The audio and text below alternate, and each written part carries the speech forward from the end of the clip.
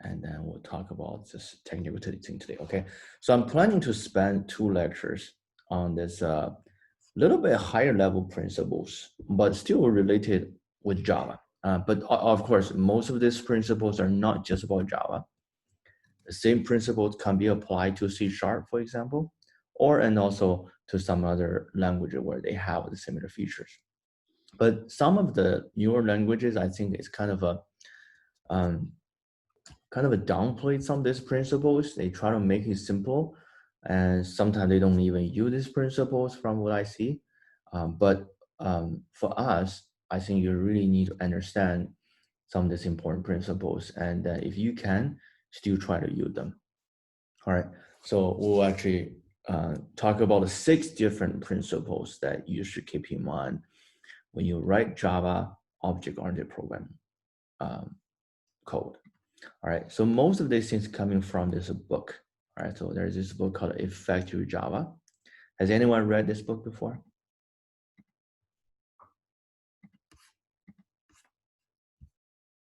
No? All right, so the title comes from a very famous book called Effective C++. All right, so that was a very popular book. So at one point, I forgot the name of the author. He wrote this book called Effective C++. It doesn't talk about the basics about C++. It just talks about some of these little tips and best practice you should keep using when you use C++. And then that book became so popular. And afterwards, there's another book, I think it may be from the same author. It says More Efficient C++. Okay, so there are 2 series about this C++. One is called Effective C++, and there is another More Effective C++. And then later on, I think this is from different author, just wrote another one for Java, just copying the same kind of title. And it's a very, very practical book. There's not much series. It just gave you a bunch of coding tips you should use when you try to code in Java. Again, if you never read this book, I won't call you as a Java expert. Okay, you must read this book and know most of these principles here, and that means you are really professional in Java. Okay, but anyway, we'll talk about some of these important things from this book, not all from the book, but I summarize something that's very useful and also very easy for you to apply in your code right away. All right, so 6 principles. First one, let's talk about the accessibility keyword in Java. All right, so we talk about accessibility. Basically, we're talking about public, private. So how many accessibility do we have in Java? When you specify a class instance variable or when you specify a class method, how many accessibilities do you have in total? 4, very good. Okay, so we got a public, private, and we also have default that you don't write anything. And we also have another thing called protected. Okay, so I list them in this order, pretty much from the most private to the most public. All right, so hopefully you still remember a lot of this. All right, if not, use this opportunity to review it. And obviously, the private and public are very easy to understand. Private means that you can only use that inside this class and then nowhere else. Once you get out of this class, no matter whether it's a different class or it's your subclass, child class, no, you cannot access it anymore. And then on the other side, public means everywhere anyone can access it. Okay, so they either create an object or use a static field, but they can use that if they want. And in between, you got a default and a protected.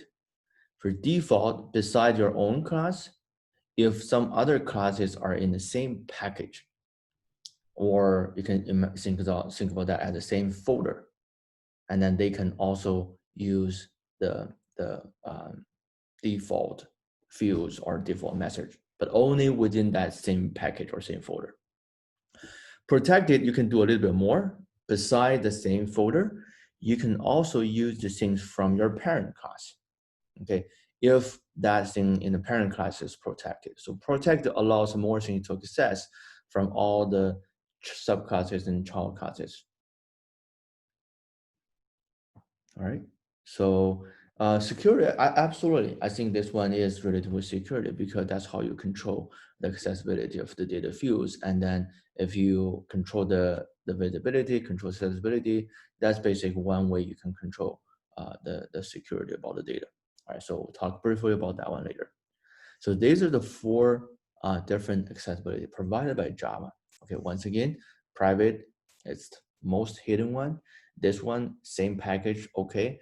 This one, same package plus all the subclasses, okay. And this one, everybody is okay to read and write. Okay, so here the question is, now given these four different accessibilities, how are you guys going to choose which one to use? When you write a class, normally you start to write some of the attributes right away. When you write the attributes, you probably know very quickly the type of the data, whether it's a string, it's integer, it's Boolean, or it's another class or object. Okay, that part is very easy to figure out. But then what do you do for that accessibility? All right. Can anyone tell me some of your criteria to use to make that decision? Which one to choose?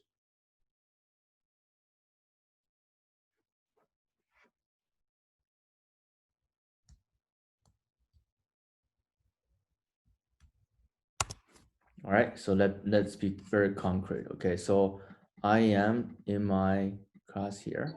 Let me create a new package.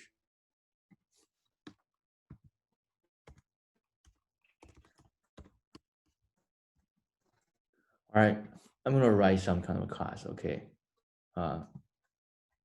PC game again. And then when I write this class, I need to build some of the attributes. I know I need a name for the game. So I set a string and name. I know if this is the product, okay, I wanna sell it, I need a price. All right, and then I need some of the ratings. Maybe I'll use string as well. And I start to write all of this. And I need something to get a version. Okay, so get version. And then from there, I will print some kind of version and the functions. All right. So the question here is, while you're clear on what are the data and attributes and also the method, the function you put to the class, what about that accessibility? Okay, here, do we put private? Do we put public? Or do we leave it at empty? Or we make something protected? How are you going to decide this for different accessibilities? Can anyone give me some kind of thoughts?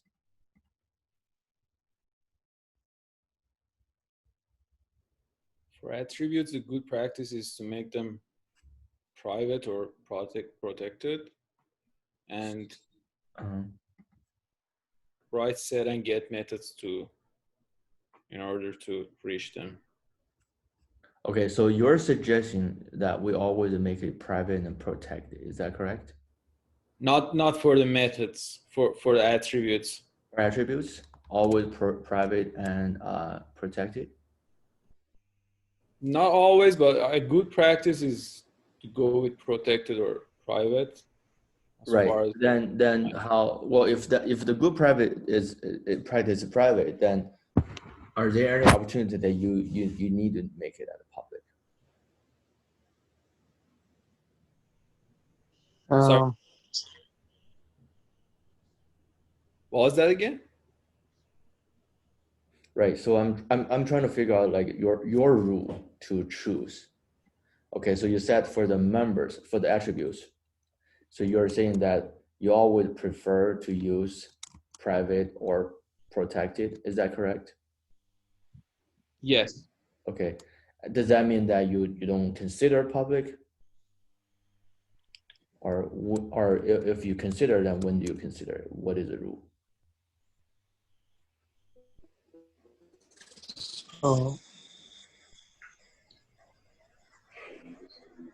Professor, I believe it is depends, right? All right, so you're breaking up. Your internet isn't very good. Can you say it again or Depends on your basically what. yeah, sorry, go ahead.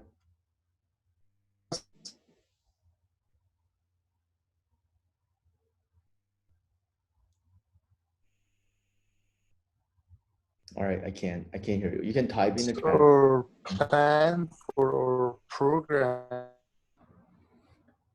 Yes, yes, just type in the chat. Okay. So Hansi said about the constant. Yeah, constant, maybe you use public. That's one case. What else? Or do you want anybody access to our data fields? Uh, basically, who wants.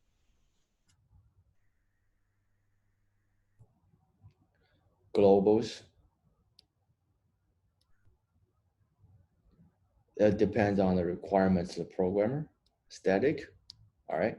So yeah, I kind of started to see all your points. Okay.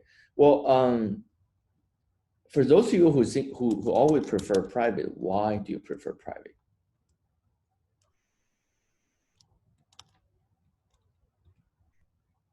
Actually, how many of you are using private? How many of you are doing public? When you write a class recently, do you always mark it as private or you mostly you choose public? Most of the Right. time I go private or protected. Okay.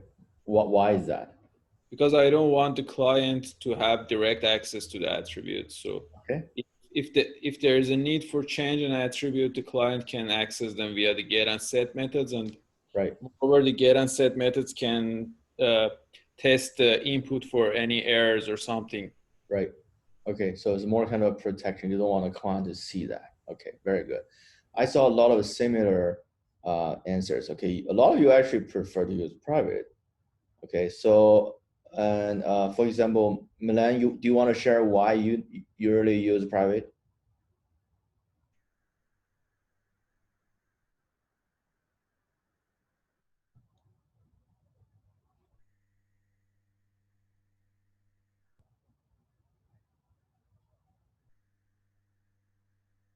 And Jason said, some professors don't care. Yeah, in this course, we're going to care.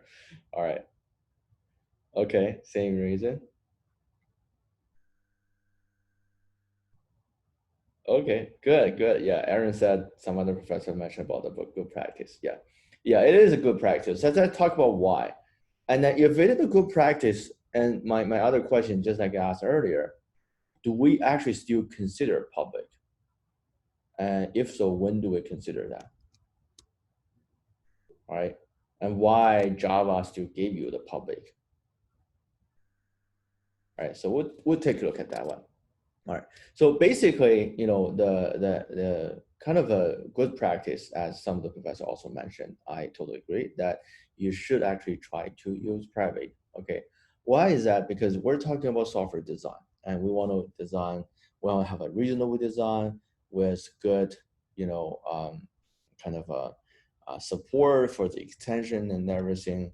We want to have a design with good organization. It's clear, easy to understand, a lot of things, right? So to understand that, we need to know how do we determine if a software is well designed.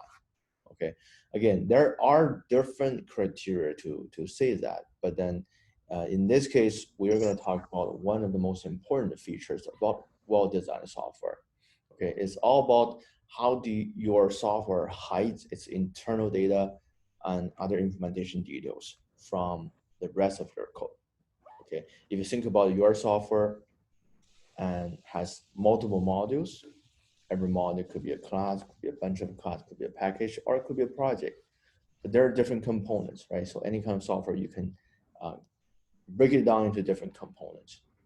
All right. And when we say this component or the software is well designed, that means at least you should make sure that every single component, it has all its internal data hidden really well without letting others to touch or to know too much details about them.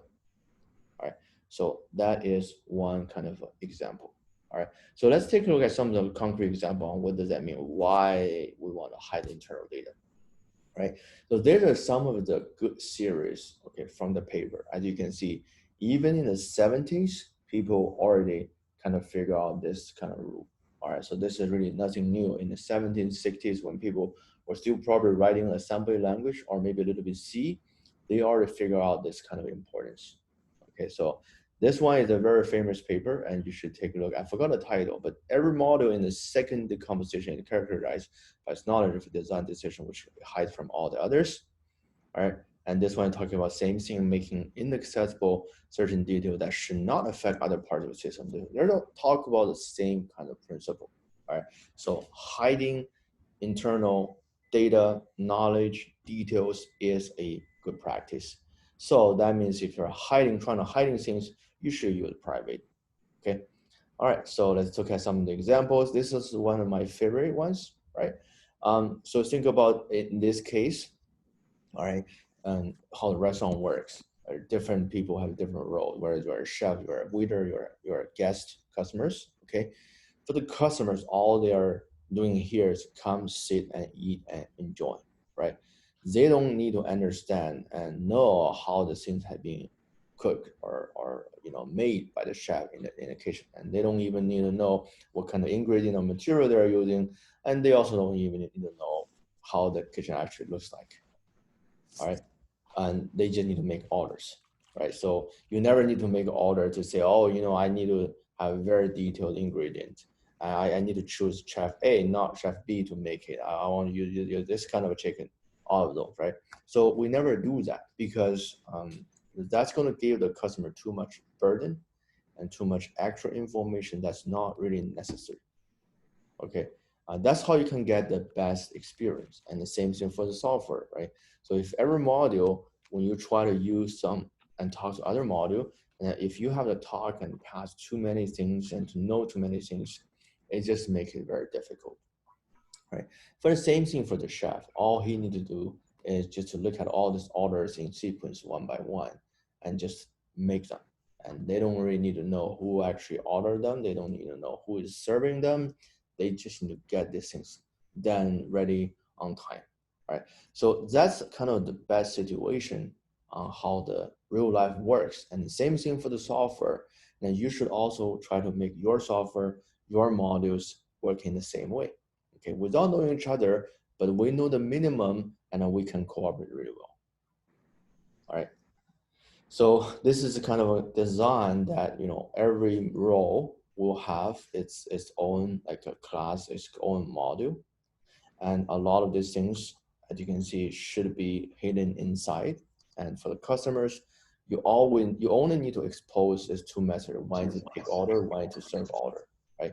And they don't need to call all the other things. They don't need to talk to this kind of a pickup order, all of this, and they don't need to have any connection to the cook or chef or counter or other objects. Okay, minimize the connection, minimize the knowledge to communicate.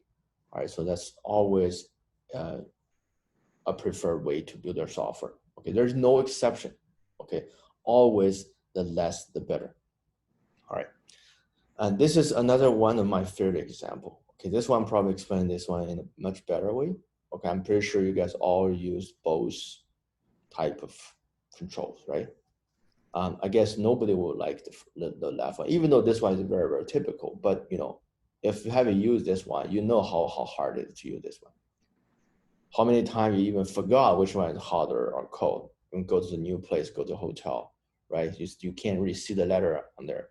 You don't even know. You don't know which way is a bigger, small, and you don't know what's the balance, how to balance them.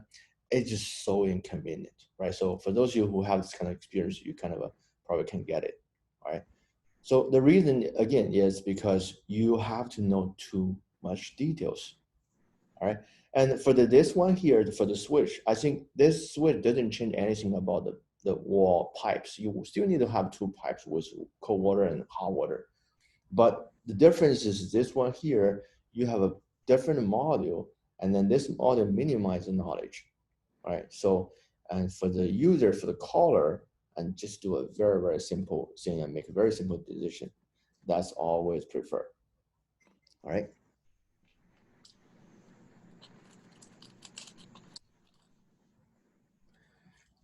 Well, Ricky, I don't know if there's a particular reason they want to do this one. Well, obviously, I can think about doing this way. It's easier to build. For example, I have no idea about the construction or the plumbing, right? So I'm sure that this is the easier to build because there's one pipe or two pipe, and then you just control both, right? That's my guess. Where this one, you probably need to do a little bit extra behind the wall, right? That's just like a software. Sometimes, oh, I see some of you actually do mention about a global variable, right? A lot of the cases, if you build a global variable, make it public. Oh, I can just touch and change that variable right away, without building all the other extra code, changing all the other parameters, and I can have my thing done quickly, right? So let me just do that one first, even though I know it's not best practice, right? That probably shows one of the reasons, because sometimes building this one is more straightforward, it takes less effort.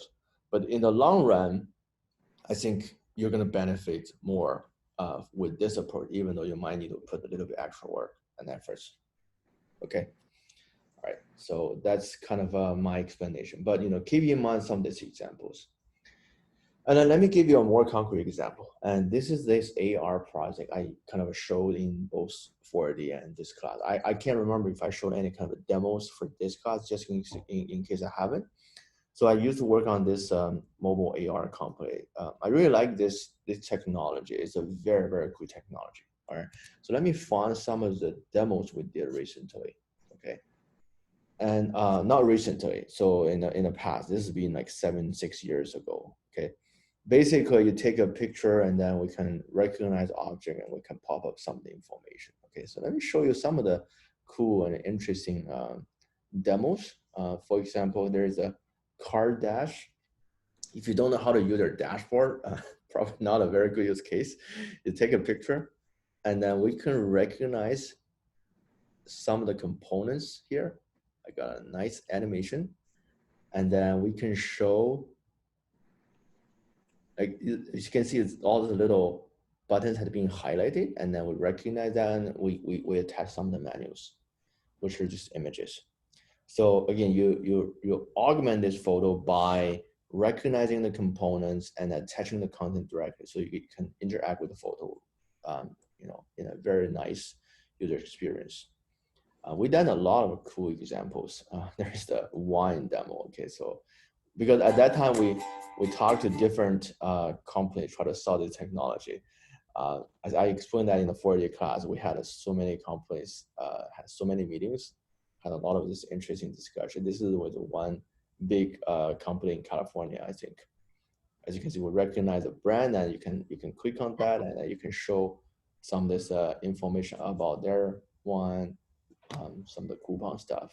Okay, so that's I think you can switch the bottle. We can recognize different things. Okay, now we go to a different bottle, and then you take a picture, and then we can recognize that bottle. All right, so same thing. You can also find out their Facebook page, all of those. Others we did Home Depot, and we had a Michael's. Let's take a look at a Home Depot example. This is myself. This was back in Nashville, Tennessee. Basically maybe in 2013. So you're looking at the dryer and washer. I take a picture, and then so we recognize this one, and then you can basically see the product information. But also we give you this kind of product filter that depending on what you're looking for, you can choose, and we can help you to make that shopping decision. I kind of explained that idea when we were doing the like a target testing. So let me see if I can show you the filter. Where's the filter? Okay, yeah, this is through the LED light. A lot of choices, you don't know what to do, and then now I take a picture. All right, and then again, we have a lot of those, and there's a product filter. I don't know if that product filter used. There should be a demo about a filter. Yes, so that is a product filter that you can choose. Okay, pricing, review, all of those, right, to give you a better shopping decision. All right, so that was the technology. But anyway, back to this point here. So the way we build this technology is that we take a picture and then we send that picture to the cloud, and then it will do a lot of the computer vision analysis. It will send the result back and then show all the position for the overlay, and it will render those overlays on the device. Okay, that's how it works. All right. So what's happening in the background is really complicated. I kind of um, uh, explain this process briefly in the 480 class. That for any kind of an object you want to recognize, you need to take a bunch of 2D photos just with your smartphones, and after that, you need to extract all the features. Okay, if you learn some of the computer vision, there are different algorithms you can use to extract the features. Features, but are just some of those very special points on the images. And then once you got a feature, then you need to kind of try to map and find out the related features, especially across different images, so that we can get, for the same point, I want to know where that one is shown in different images.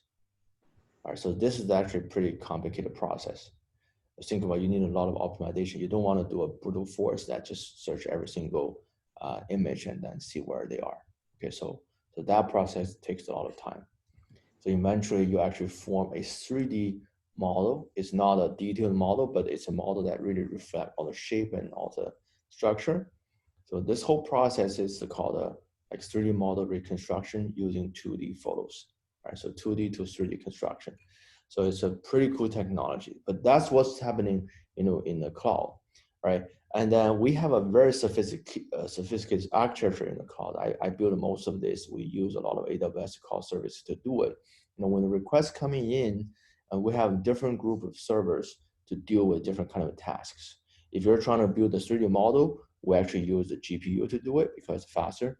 If you're trying to augment certain photo for users, and then we're actually using some of the big clusters that deals with better like parallel computation power that you can handle multiple requests at the same time. But if you're just talking about some of the very simple data change, content and measurement, which is pretty simple, we just use a very typical cheap server, right? So we build all this sophisticated structure so the right server will take care of the right kind of requests from users. All right. So there's a lot of things. However, from the user point of view, when you are using the technology, all you need to do is take a picture, press one button, and wait.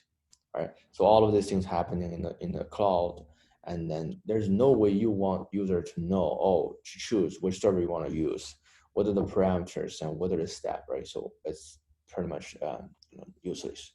And if you do that, then your software is not going to work. Okay, just another example. A more example you can think about for Google, another one, very, very simple interface, but what's happening there, all their indexing algorithm, all their crawling algorithm, web crawling, search algorithm, and eventually their super computing architecture to support the fast search result.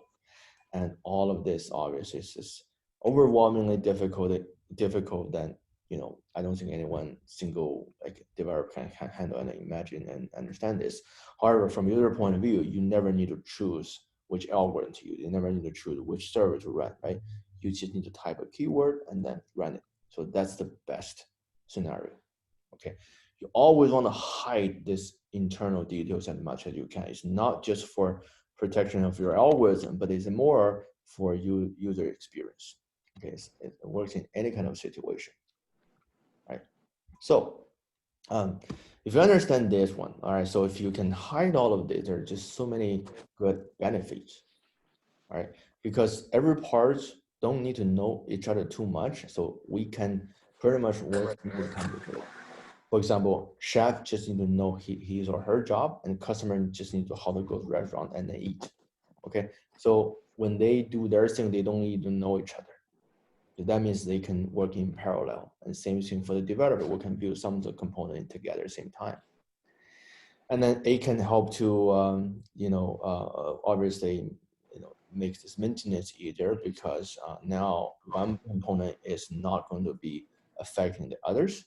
So we can just use, we try to maintain them, it will be a lot easier, right? Others, reuse the same idea. If you try to reuse this one component, and if you find out this component, you have to also bring a bunch of other components together that you don't need, that's very difficult to reuse. But then if this component is very, very independent, and that makes everything simple. All right. So with all of this, and you need to know to answer this question, I think that's kind of a same idea as a lot of you mentioned. But from this class, I just want to highlight. I was talking that private, yes, always prefer. But the question is, when do we still use protect and public, right? So the answer is actually really simple, all right? Trying to just use private as much as you can, all right? Always use and mark your class or member, all these methods as private as you can. Okay, the rule is really, really simple. Okay, if you ask me when can I use public, and the answer is do not use public if you can. All right, because that just make your software or your model automatically very, very independent. You don't really need to worry about all these connections and communication because there's no way to communicate. Always private. Okay, so that's really the very important rule that you need to keep in mind. Okay, because if once you expose them, that means that somebody else will be able to see it. That means they actually need or might need to understand it. All right, and also once they understand it, they might need to use that. Once they start to use that, and then they become some kind of a contract. What does that mean? Because if you have certain public method or public fields that somebody else is going to use, all right, and then they write those in their code. At this point, now you cannot easily change those names or methods. Because if you are changing it, if you change the name, if you change the return type, you change the input type, you're going to break that contract because somebody else is still using your code. And then you just change your code by yourself without notifying others, or without making sure all the others can be updating at the same time. Then once you release your code, all the other codes will not work anymore.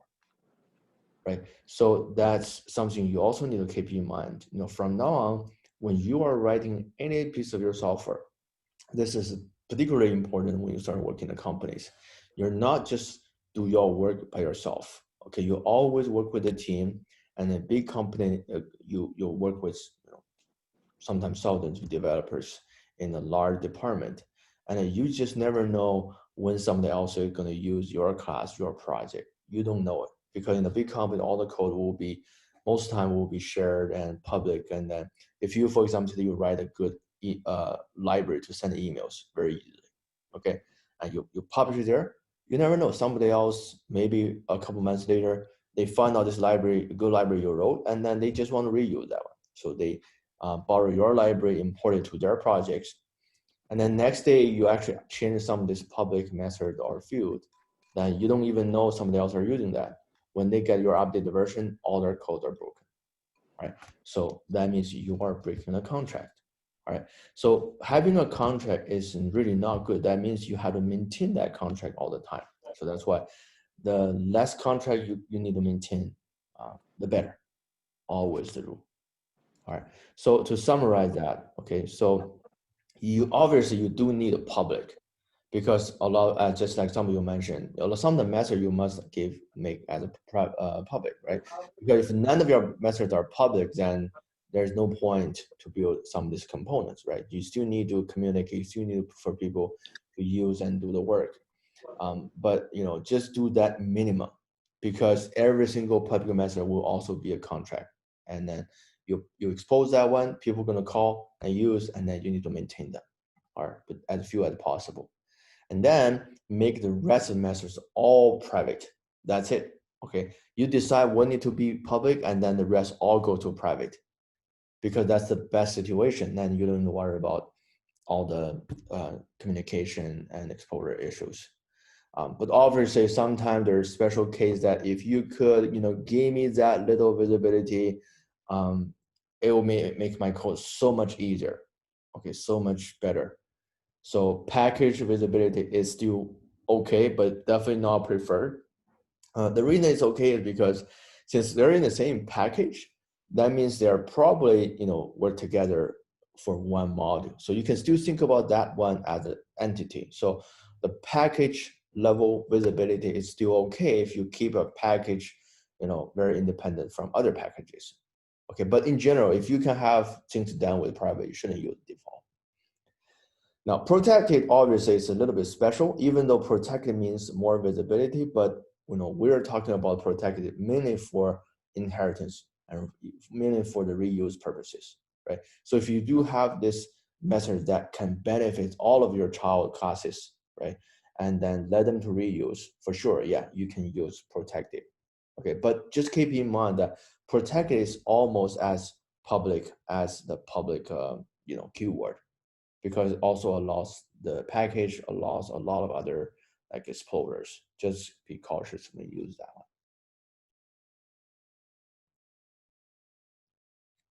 Yeah, for packages, okay, so this package is a concept in Java, right? So when we're talking like here, I try to split all those class files into different package for each lecture.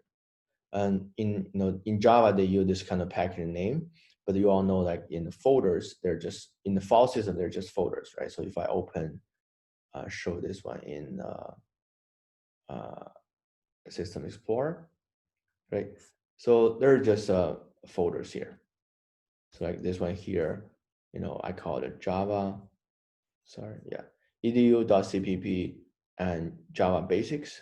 So I got different packages that are in different folders. So packaging in Java is just a good way for you to group all your Java files together. For example, this way I'm just grouping them by lectures.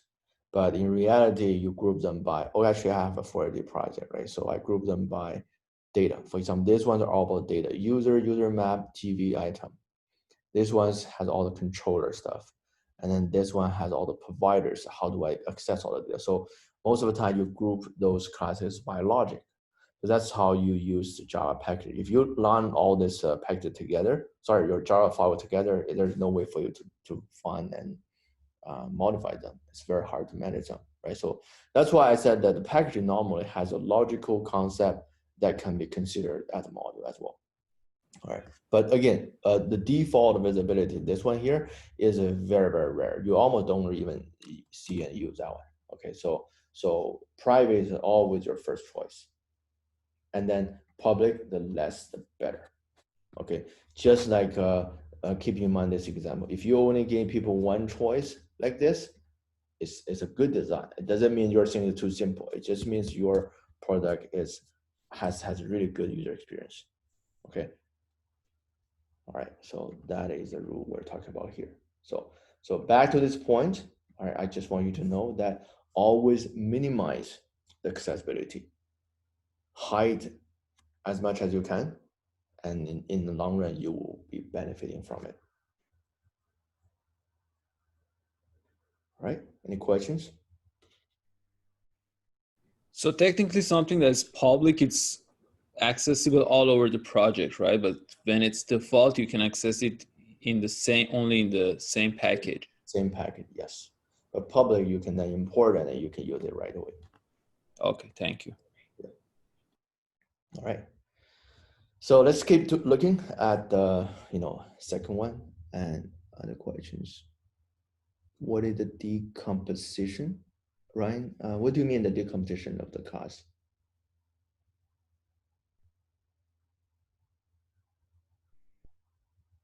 You had that it creates the decomposition of the class if you use too many default methods on the previous slide.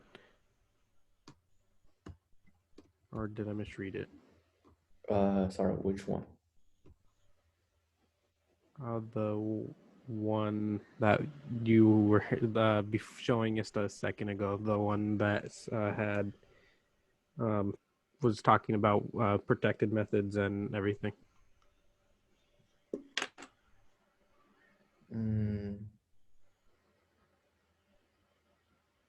Oh, this one here? Yeah. Oh, okay. All right. So Right. Yeah. So basically that's the point. So as I mentioned, that you can have a bunch of classes in the same package, then you open that visibility. But then if you see that too often, that probably means that there are too many interactions that you need to kind of take care of, because that's still not a good thing. So the best way you do a decomposition, you basically still split them up and into other modules rather than put them all together. So in the same package, if you have very few exposure, that's okay. When you have too many, that just means that you have to come back to reorganize all the structures, try to reduce that. Okay, thank you. This kind of a thing happens in some other places later on. We'll talk about their principles. It's very often that when you see something happen, or another example would be refactoring. So we'll talk about refactorings later on. In the beginning, it's okay, but then when you see that goes to a certain degree, then you definitely need to think about refactoring. For example, extract a subclass, push a parent class, or something like that. But then the bottom line here is try to reduce that. All right. Okay, so rule number 2, also a very simple rule, but really important. All right. So should we use accessor methods, or should we just use the public fields? Now this one here, accessor method, we're mainly talking about a getter and setter, right? Very simple structure when we write in Java. Okay, now back to this example. Let's come back to code. All right. So you got a PC game. I got a name, price, reading. Right. So I also mentioned about private. Now, one way, once you have this one, if you mark them as private, then you can do getter and setters.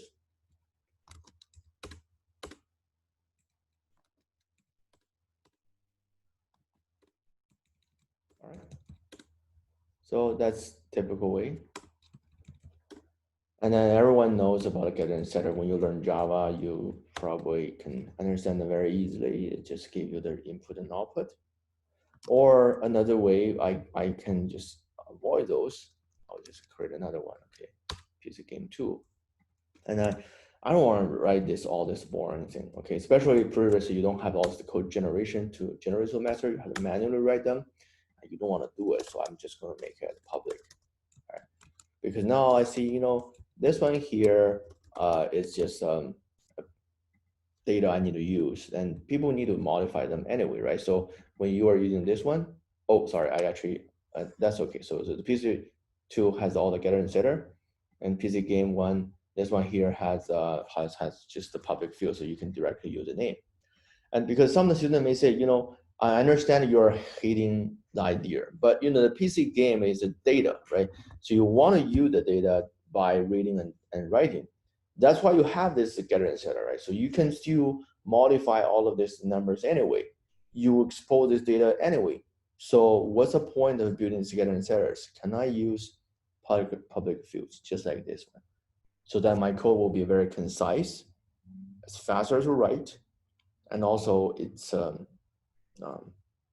just easy. And then when you write all this method, you might make mistakes. All right. So what's your opinion on this one? So which one do you prefer? Getters and setters. Why is that? One reason would be that without setters, the code will be more error prone. So for example, if a variable is a string, then the client can pass an integer and get an error. Yes. But if you do it with a setter, the setter can test the input data before it's trying to assign the variable. Very good. Yeah, good point. Yeah. So basically, when you have all this getter and setter, very importantly, if you only look at these ones, you don't see the benefits, right? So because they're doing the same thing, just allow you to read and write. However, when you have this method that give you the opportunities to do a lot of controls, all right? So for example, when you're setting some values, you need to make sure the value makes sense. For example, for the rate, for the price. Okay, so if your price is over 1,000 or your price is less than 0, that's incorrect. oh, it's not or, okay, it's a Python. And then I need to throw a exception. All right, to tell you that's wrong. But then if you don't use this setter method here, when people can directly change the number, then they can change it into any way they want, and then you can still come back to check it, but it just add a lot of extra burden for you. And then you don't even know how people are using that, right? So this is actually a very typical case to make sure that people are giving you the valid input. Just like when you fill up a form online and then they ask you, oh, your password must have all of these requirements, right? So that's another good use case. Something else that, for example, you can add a lot of logging. So for example, when people are trying to change the, a good example would be the, like some of this critical system, like a bank system, right? So you got a bank account, right? For bank account, obviously the most important one is your balance, right? So for this one, you'd better have a getter and setter. Not only because of some of the data input validation, but also you just simply want to log that. So every time when somebody's trying to change it, so you will print a message or to log it somewhere. You know, the balance has been changed into this new value. So you got the records, and then maybe you can also add like who is changing it, where did the change come from, right? So that's another kind of very typical use case. I used to have this friend who worked in a big bank before, and he was writing all the Java backend for the bank system. And then he said that there is so many kind of security rules inside the banking software teams that prevent people from making all of this, changes, such as, if you have a method called a deported, right?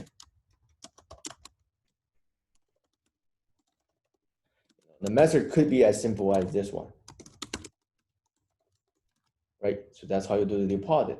However, as a programmer, if I have this code, I check in, I check out, and I do something like here, and then I look at there is also a, account number. All right, so if the account number equals my account number, right? So the balance will be this, right? So for programmers, you can just very easy to make some of these changes, and you just push the code in. And for the test, I doubt people can really catch it unless people read your code. All right, so this kind of error could happen. So that's why he mentioned there's so many critical and detailed configuration rules that developers have very limited access to the database. For example, if you want to change something and test something with the database, and then people will assign you a little, like a time window that you can only access this one within this 5 minutes, and you can only access this amount of records. So that's how they control things in the bank system. But for things like this one, at least I need to log everything happening, right? So if I put this one here in the setter, then anyone, if they want to change the balance, they have to go through this process, and then it will generate the log for sure. Okay, so that guarantees you got this opportunity. But then if you don't have it, then there's no control. All right, so these are the points for the getter and setter, right? So back to the slides. All right, some of these benefits, right? So or the things the benefits you're losing if you give up the opportunity, right? So you can't really limit and control the values to ensure it's valid. You cannot enforce the environments. For example, you want to make sure a certain value always, kind of satisfy some kind of conditions. You want, for example, X and Y always, the sum will be always less than 10, something like that. You want to make sure that one always remains. And also you give it the opportunity to take action, just like logging. All right, so that's why you should always try to use getter and setters. Okay, no exception, always use this one. This is the easiest rule to remember, but just to make your code so much more professional. And this is obviously one of the things that for the junior developers, they don't really quite get it.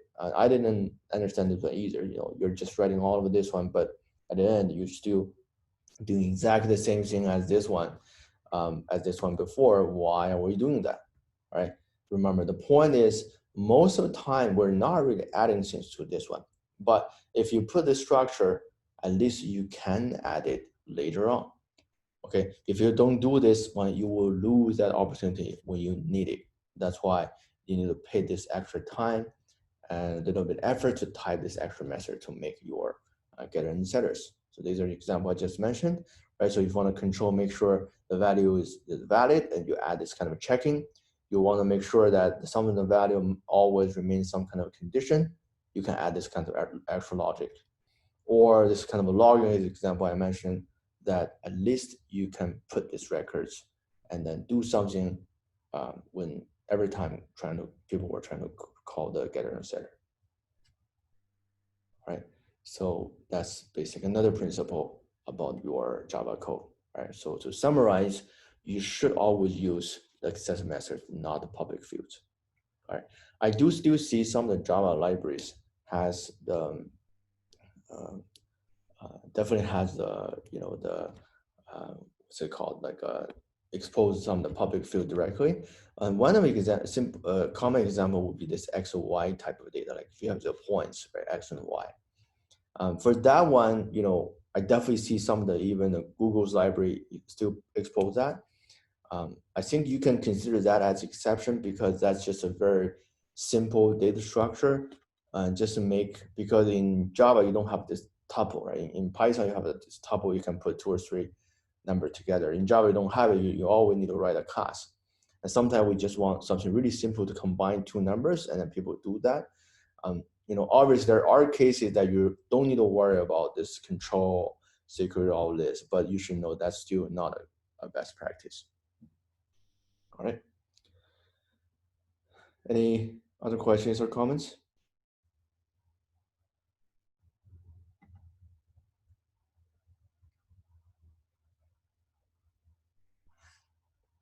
All right. So the next rule here, all right, program to interfaces or implementations. So this one here, the rule probably don't understand this question, but when we say program to interface, all it means that you use the interface, you set up interface, and then you program your classes by using and following those interfaces, by implementing those interfaces. To put it in a very simple way, this one we're just asking, do you want to use interface or not? When you don't use the interface, you just directly write the code and then code all this message. That's called program to implementation. All right. So for this one, I kind of already mentioned in the previous classes that as a good Java developer, using interface really shows your skills and your experience on OOP and object-oriented design. Right, so let's take a look at some examples about why do we want to program to interface and what's the problem for programming to implementation. So this is a good example of programming to interface. Okay, so here we have one interface called interface pizza. There's one method we want to know for all the pizza, which is get calories. And then you got 2 different pizza, pepperoni pizza and cheese pizza. And then they give you different implementation for get calories because they have different calories. Very simple inheritance structure with 1 parent interface and 2 subclasses that implement the parents. So this one is a program to interface.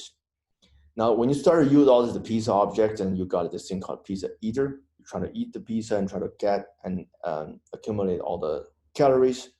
So get pizza calories, and then you pass a pizza, and then I can just call this method called get calories, and to just basically get the actual number. So with this structure, what you can do, if you look at this part of the code, and you create a new pizza eater, and after that, you get a piece of calories by passing a concrete pizza object, right? When you're passing this object to this method right here, that method really depends on what type of the object you use to instantiate. So if you're passing a pepperoni pizza, we're gonna call this method here, return you a 500. If you're passing me a cheese pizza, I'm gonna return 300 because you're calling this version. And then this is called polymorphism. Okay, same inheritance, you override this method, different implementation, but you declare the type as the iPizza because you're passing it to here, and your implementation is going to determine which version of the overridden method to use. All right, so this is a very, very simple polymorphism example, no question about it. I think everyone got it. And this is an example on how you program with the interface, by following the interface, by implementing the interface, and by always using the interface, as you can see right here. This is a very important part, okay? If you don't write this way, then you're not really programmed to interface because you are only looking at the interface type. You do not really care the subclass type. You don't care what their people are sending. You just need to care they're giving you a piece of type. Right? And Nick has a question about yeah. So we'll talk about the abstract class in the next principle. Okay, so it's going to be one of the principles. But then the fundamental difference is the interface only have the signature, where the abstract class you can do the same thing, but you can also have extra code. A lot of the time they can be exchanged, I think. But if you can just do if the interface is enough, just do interface. Okay, there's some kind of benefit there. So we'll talk about that next time. Same example, and if you look at this one to program to implementation, all right, so you got a pepperoni pizza, cheese pizza, right? So you got the same method name, and then you return the same kind of thing. Now you don't need to use the interface, you can write less code. And then here you got a pizza eater, and we want to do the same thing that to get the calorie. So I got something called get pizza calorie, and in this case it deals with pepperoni pizza. I also have another method with the same name, but different type. This time I'm dealing with the cheese pizza. All right, so that's another way to build it. So this time you're using overload, right? So same method name, same return, but different input type. Now, when you start to create this new pizza eater, and you basically get something really similar, still call get pizza calories, and then you pass one pepperoni pizza, one cheese pizza. That type determines which method to call, and you got the same result. Okay, so this one is actually really similar to this one. As you can see, the pizza eater is almost the same, right? So you create an eater, you call the method twice with two instances. This one here, same thing. Same one eater, call the same method twice with two instances. This is exactly the same thing. The difference is this one here has an actual interface, where this one just do two classes. The eater, this one has one method here that rely on the interface, and this one just go with different types. But the effects are all the same, right? So now that I told you that the interface is always preferred, can you guys summarize just based on this example? What's the benefits of this one over this one? Code is much more organized. Like in the second one, the class pizza eater is much messier than the first one. So if you add a couple of more pizza types, the class pizza eater would be a disaster. Very good, right? Remember, whenever we're talking about why this design is better than the other one, first thing you think about is obviously we talk about the hiding the information. This one here has nothing to do with hiding information. Another one is about changing. If the code remained the same like this way for 100 years, I don't see their difference between the two. When we talk about this design better, you need to think about how that's going to adapt to the changes. Because I highlight this fact that all software need to change all the time. There's no end for the software unless the company stop working on that or the company is bankrupted. All right, there's always feature to add. You can't avoid changing your code. The good design let the change happen much easier. Okay, so in this case, if you got a new, sausage pizza, for this kind of design, you just add one more class right here, implement the same method, and then do all of this one. And that's it. This part remains the same, and then this part remains the same. You just add one more piece of type, and then of course you can choose to use that one. Where in this case, you make two changes. One is you add a class right here called sausage pizza. Secondly, you need to add another method, just like the other two, that deals with this new type. And then this part remains the same. You can just switch the type or add another line. All right. Just by looking at that one, the first one is easier to do than the second one. All right, because you're only adding one class here, where this one you add one class plus, you need to do one extra method. All right. And I know this is the point some of you might be arguing, okay, well, yes, I see that, right? I just need extra effort to add one more effort method, but I don't mind doing that one. It's pretty easy. Same structure. I can see how many types I have. I just need to write 3 more lines. That's it, right? Okay, so always, as I mentioned in the early days, these examples are used for demonstrating the principles. So we use the simplest possible examples. When you look at and think about the design, you need to think bigger. In reality, you're not going to have this simple code with 3 lines of method, 3 lines of code for your method. Your method might have 30 lines of code. Okay, and then that logic inside the methods are very complicated. Okay, that's one issue. So adding this one extra method isn't a trivial. It could be complicated or it could cost you a lot of efforts than you ever thought. But that's the last problem. The bigger problem is, let's think about this one. If one day you need to change this method as well. For example, I mentioned, okay, before I returning the calories, I need to print some kind of message or log some message. I need to add a couple of lines right here to say, oh, print, getting calories from somebody. I want to log those ones. Now, in this case, I only need to add one line or a few lines right here in this one method. But in this design, I need to add a lot of lines. Same amount of line, but in different methods, multiple times. That's why keeping this multiple copy of this kind of method is really a bad idea, because it just makes your change maintenance and change a disaster. Anytime you want to change this one method, very likely you need to change all the other methods. All right, so that's why the actual effort is not just about writing and typing those extra lines. It actually means a lot. It means more and more work you need to maintain if some changes happening here. All right, so that's something I really want to highlight. Otherwise, if you just look at the code, you won't feel that bad about this one. And it's also very easy to read, very clean, well organized, all of this. And then the third downside about this one, guys, again, about the changes. Previously, Rafi mentioned about adding this new type of pizza. What if I remove that pizza? One day I feel like the cheese pizza is very boring. I don't want to serve that anymore. Okay, in this case, I can simply just delete that class. That's it. And nothing else will need to be changed. I just need to get rid of this class from my library.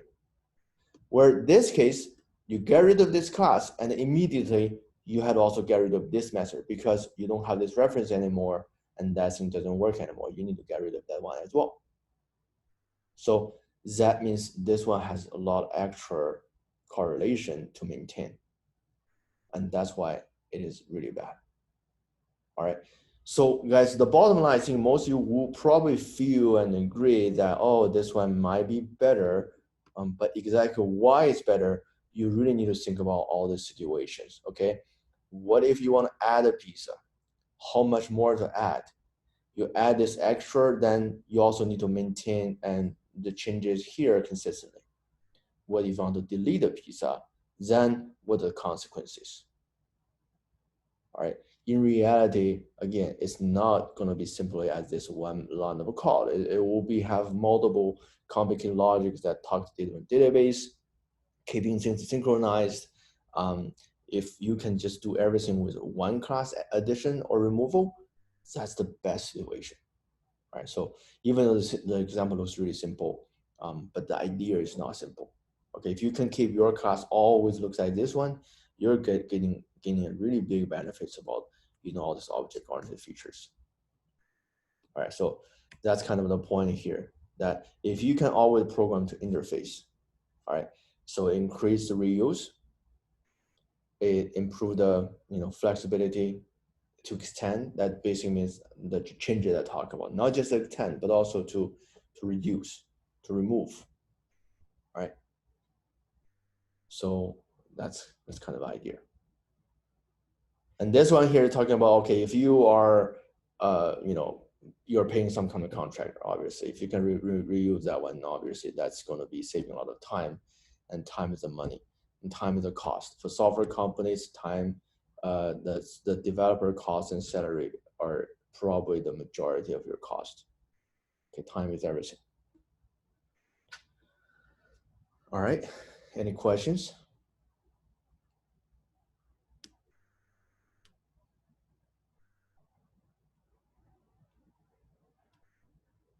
Okay, to summarize, okay, so the program to interface just means that you should always try to use a interface by thinking about what are the common behavior you want to support,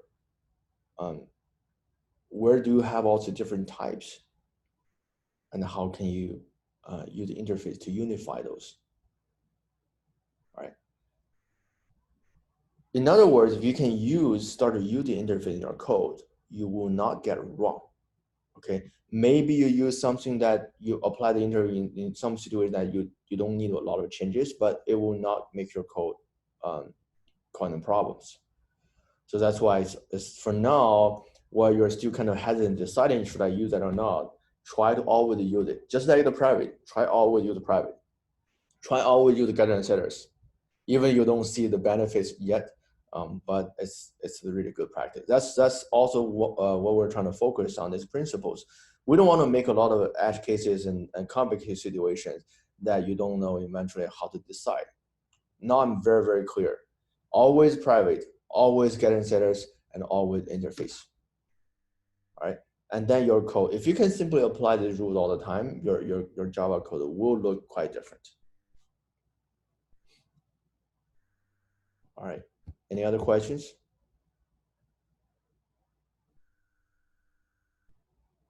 Oh yeah, so I'll put the slides right after the class. All right, I talk about the developer time. Okay, so I can talk a little bit more about this part here next time. Okay, hourly rate. Okay, the time is just your cost. Okay, for you guys, for us, the time that's our income. All right, so this one I just want to show you that don't underestimate the hourly rate for developer. Okay, now this one I'm mainly talking about the independent contractor. I'm not talking about their full-time position. Your full-time position rate can be calculated. For example, you got $100,000 per year, right? So you should be able to calculate the hourly rate. I think it's roughly about $60, a little bit less than that. However, if you're doing an independent work, the rate could be a lot higher than that. If you're talking about you get 75, that's just very like a regular rate. If you're seeing 100, it's really not huge. 10 years ago, I saw a bunch of a very young developer getting $150.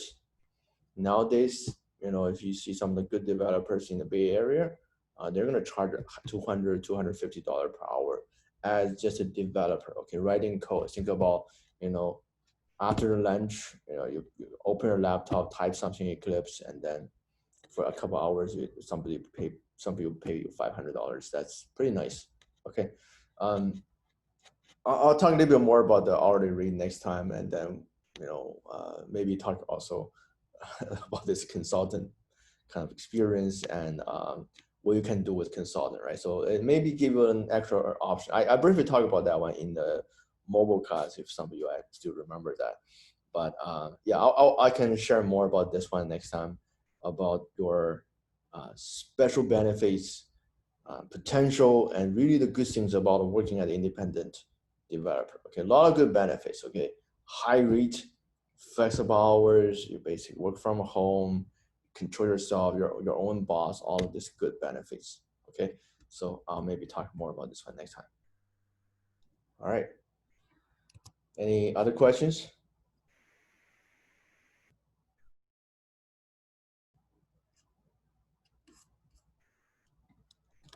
All right, feel free to stay.